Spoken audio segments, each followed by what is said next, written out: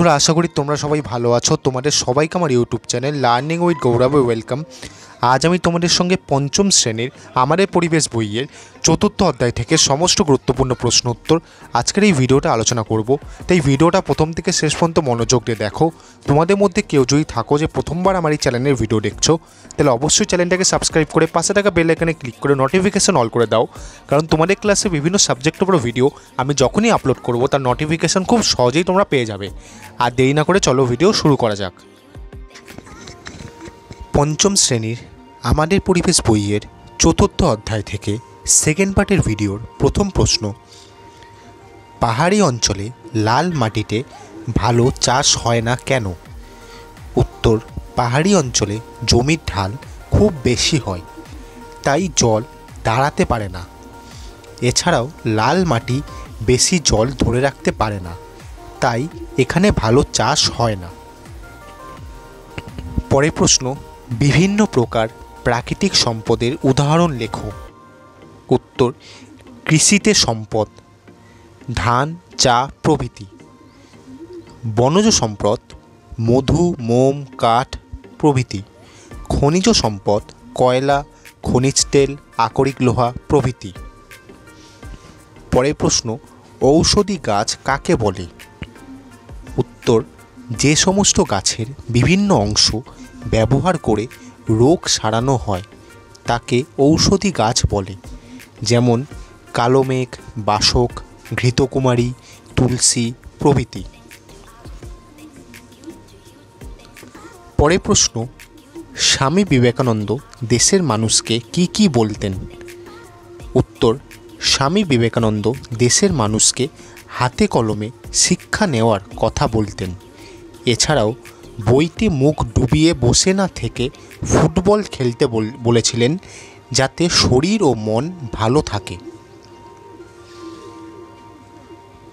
পরের প্রশ্ন, ভগিনী নিবেদিতা কি মহান কাজ করেছিলেন? উত্তর, ভগিনী নিবেদিতা ভারতে এসে স্বামী বিবেকানন্দের শিষ্যত্ব গ্রহণ করেন। তিনি নিজের জীবনে পরোয়া না করে প্লেগ রোগীদের জন্য সেবা করেছিলেন। পরের প্রশ্ন, তিতুমির ও তার সঙ্গীরা কাদের বিরুদ্ধে লড়াই করেছিলেন এবং কেন? উত্তর, ইংরেজদের বিরুদ্ধে, এবং তাদের সঙ্গে কিছু দেশীয় জমিদারদের অন্যায় ও জুলুমের বিরুদ্ধে লড়াই করেছিলেন তিতুমির ও তার সঙ্গীরা। পরের প্রশ্ন, আঞ্চলিক ঐতিহ্য কাকে বলে? উত্তর, একটি নির্দিষ্ট অঞ্চলে যে নির্দিষ্ট বিষয়ের জন্য বিখ্যাত তাকে সেই অঞ্চলের আঞ্চলিক ঐতিহ্য বলা হয়। কয়েকটি আঞ্চলিক ঐতিহ্যের নাম লেখো। উত্তর, বিষ্ণুপুরের টেরাকোটা শিল্প, পুরুলিয়ার ছৌ নাচ, কৃষ্ণনগরের মাটির পুতুল, জয়নগরের মোয়া, বর্ধমানের মিহিদানা প্রভৃতি। পরের প্রশ্ন, মনীষী কাদের বলা হয়? উত্তর, যেসব মহান ব্যক্তিরা দেশের মানুষের ভালোর জন্য ভেবেছেন, ভালোর জন্য কাজ করেছেন, দুঃখ দারিদ্র্য মোচনের চেষ্টা করেছেন, তাদের মনীষী বলা হয়। পরের প্রশ্ন, মনীষীদের আমরা কিভাবে শ্রদ্ধা জানাই? উত্তর, মনীষীদের জন্মদিন ও মৃত্যুদিনে আমরা তাদের স্মরণ করি। তাদের কাজ ও ভাবনা অনুসরণ করে আমরা তাদের শ্রদ্ধা জানাই। পরের প্রশ্ন, স্বাস্থ্যকে সম্পদ বলা হয় কেন? উত্তর, স্বাস্থ্য ভালো থাকলে আমরা ভালোভাবে পরিশ্রম করতে পারি। এছাড়া বুদ্ধি মানুষের আরও একটি সম্পদ। এই স্বাস্থ্য ও বুদ্ধিকে কাজে লাগিয়ে মানুষ আরও অনেক নতুন সম্পদ তৈরি করতে পারে, তাই স্বাস্থ্যকে সম্পদ বলা হয়। পরের প্রশ্ন, রাজা রামমোহন রায়ের স্মরণীয় কেন?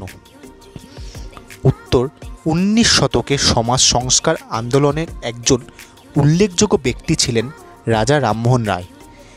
দেশের মানুষকে ইংরেজি শিক্ষিত করে তুলতে তিনি অক্লান্ত পরিশ্রম করেছিলেন। তিনি নারী শিক্ষার ব্যবস্থা করেছিলেন। এছাড়াও রাজা রামমোহন রায়ের আন্দোলনের প্রভাবেই 1829 খ্রিস্টাব্দে লর্ড উইলিয়াম বেন্টিং সতীদাহ প্রথাকে নিষিদ্ধ বলে ঘোষণা করেছিলেন। পরের প্রশ্ন, বিদ্যাসাগর স্মরণীয় কেন? উত্তর, মেয়েদের শিক্ষার জন্য বিদ্যাসাগর 35টি বিদ্যালয় স্থাপন করেন। তিনি শিশুদের জন্য বর্ণপরিচয়, বোধোদয়, কথামেলা প্রভৃতি বই লেখেন। এছাড়াও বিদ্যাসাগরের আন্দোলনের ফলেই সরকার 1856 খ্রিস্টাব্দে বিধবা আইন পাশ করে এবং বহুবিবাহ রদ করেন। পরের প্রশ্ন, গান্ধীজি স্মরণীয় কেন?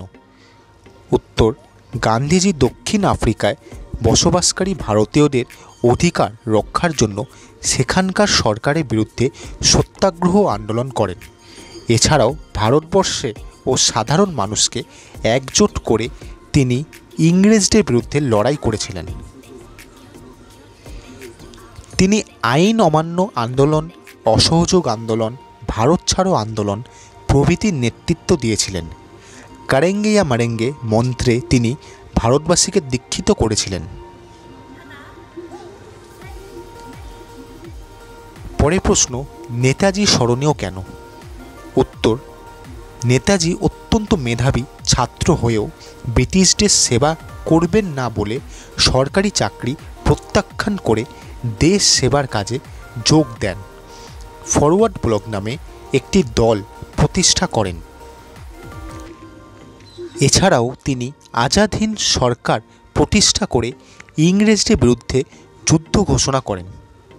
তিনি দিল্লি চলো ডাক দেন এবং ভারতবাসীদের বলেন, তোমরা আমাকে রক্ত দাও, আমি তোমাদের স্বাধীনতা দেব। পঞ্চম শ্রেণীর আমাদের পরিবেশ বইয়ের 4র্থ অধ্যায় থেকে সেকেন্ড পার্টের ভিডিও আজ এই পর্যন্তই। ভিডিওটা যদি তোমাদের ভালো লাগে ভিডিওটা একটা লাইক করো, শেয়ার করো আর আমার এই চ্যানেলটিকে সাবস্ক্রাইব করো। বন্ধুরা, ভিডিওর এখনও প্রশ্নোত্তরের পিডিএফ তোমাদের যদি দরকার হয় অবশ্যই ভিডিওর নিচে কমেন্ট বক্সে একটি কন্ট্যাক্ট ডিটেলস দেওয়া আছে, সেখানে যোগাযোগ করে তোমরা পিডিএফ সংক্রান্ত সমস্ত ডিটেল জেনে নিতে পারো। এছাড়াও কোনো প্রশ্ন উত্তর শুনতে অথবা বুঝতে তোমাদের যদি অসুবিধা হয় তোমরা ভিডিওর নিচে কমেন্ট বক্সে লিখে পাঠাও, আমি তোমাদের সব ডাউট ক্লিয়ার করে দেবো। তো আজকের মতো এই পর্যন্তই। সবাই ভালো থেকো। পরের দিন তোমাদের সঙ্গে দেখা হচ্ছে নতুন একটা ভিডিও নিয়ে।